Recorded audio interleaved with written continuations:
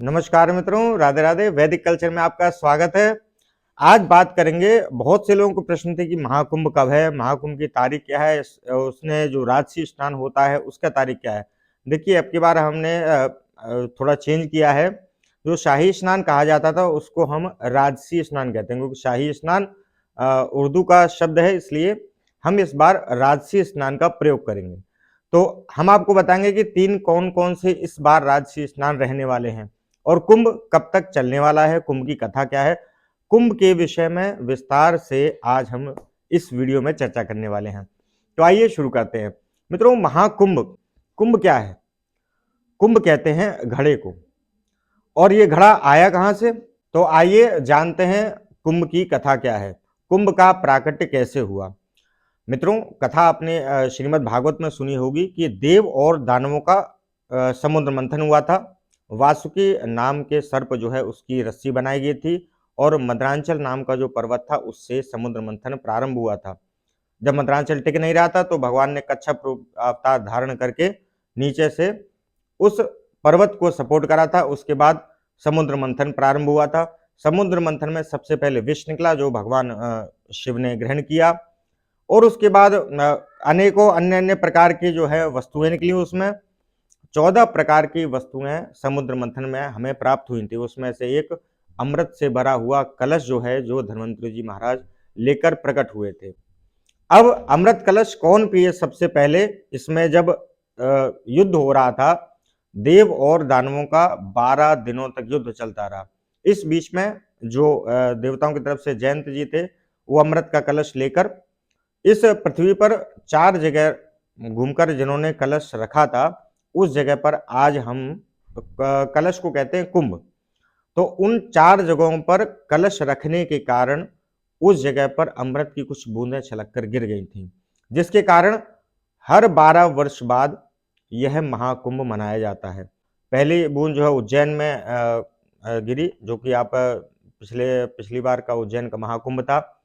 दूसरी बूंद हरिद्वार में, तीसरी बूंद नासिक में, चौथी जगह कलश रखने के कारण वहां पर भी जो बूंदें गिरी, प्रयागराज, त्रिवेणी, जहां पर गंगा, यमुना, सरस्वती तीनों का संगम होता है।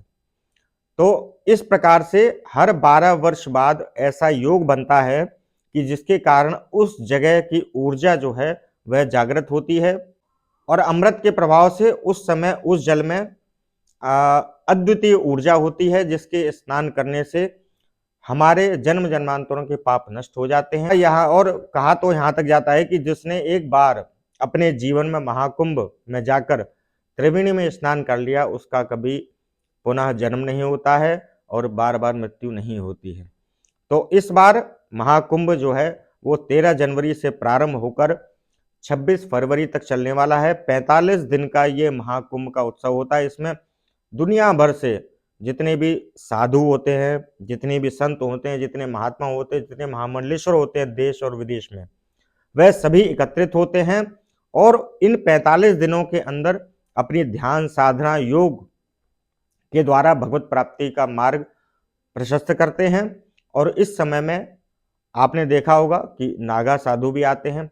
देश और दुनिया में जितने भी साधु संत हैं, वो इस समय महाकुंभ जब का आयोजन होता है तो सभी संत महात्मा वहां पर विराजमान होते हैं और हमें दर्शन देते हैं, जिसका दर्शन करके हमारा जीवन धन्य हो जाता है।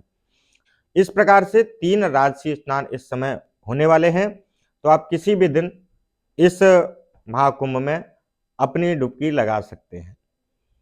और वैसे तो कहा गया है कि राजसी स्नान का दिन तो जो है पवित्र है ही, लेकिन आप इन 45 दिनों के अंदर भी कभी भी यदि त्रिवेणी में स्नान करें तो आपका मोक्ष हो जाता है। और आपको इस बार की एक महत्वपूर्ण जानकारी दे दें, इस बार 45 दिन के आयोजन में लगभग 40 से 45 करोड़ लोग वहां पर माँ त्रिवेणी के स्नान करने आने वाले हैं। तो आप सभी का महाकुंभ में स्वागत है। हम भी कुंभ जा रहे हैं, 1 महीने वहां पर प्रवास रहेगा। और जो भी लोग महाकुंभ में आना चाहते हैं वे नीचे दिए गए नंबरों से संपर्क कर सकते हैं। उनके रहने और खाने पीने की सबसे उत्तम व्यवस्था हमारी संस्था द्वारा की जाएगी, क्योंकि हमारा भी वहां पर शिविर लग रहा है। जो भी व्यक्ति आना चाहे वो कॉल करके अपना नाम और अपने आने की तारीख हमें लिखा सकता है।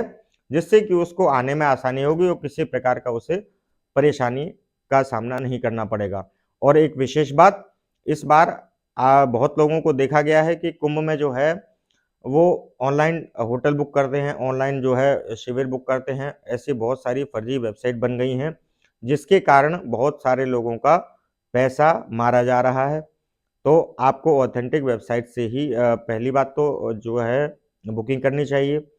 और सबसे बुकिंग वगैरह ऑनलाइन छोड़ के तो सबसे अच्छी बात यह है कि जितने भी लोग हैं, किसी न किसी व्यक्ति का कोई न कोई परिचय का वहाँ पर साधु संत महात्मा होता ही है। अपने महाराज गुरुजनों को आप फ़ोन करें, आप उनके शिविर में जाकर उनकी व्यवस्थाओं में यदि जाकर रुकेंगे तो सबसे अच्छा रहने वाला है, क्योंकि आप उनसे बात करके उनकी व्यवस्था में रहेंगे तो आप इन सभी प्रकार के फ्रॉडों से बच जाएंगे।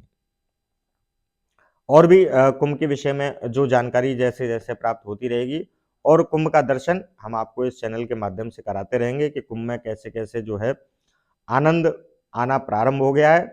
तो थोड़े दिनों में हम भी वहाँ पहुँचने वाले हैं, तो पहुँचकर आपको कुंभ का पूरा दृश्य जो है, पूरा आनंद हम अपने चैनल के माध्यम से देने वाले हैं। तो हमारे चैनल को यदि सब्सक्राइब नहीं किया है, तो सब्सक्राइब कर लें, क्योंकि कुंभ में अनेकों-अनेक संतों का आशीर्वाद इस वैदिक कल्चर के माध्यम से आपको होने वाला है। राधे राधे।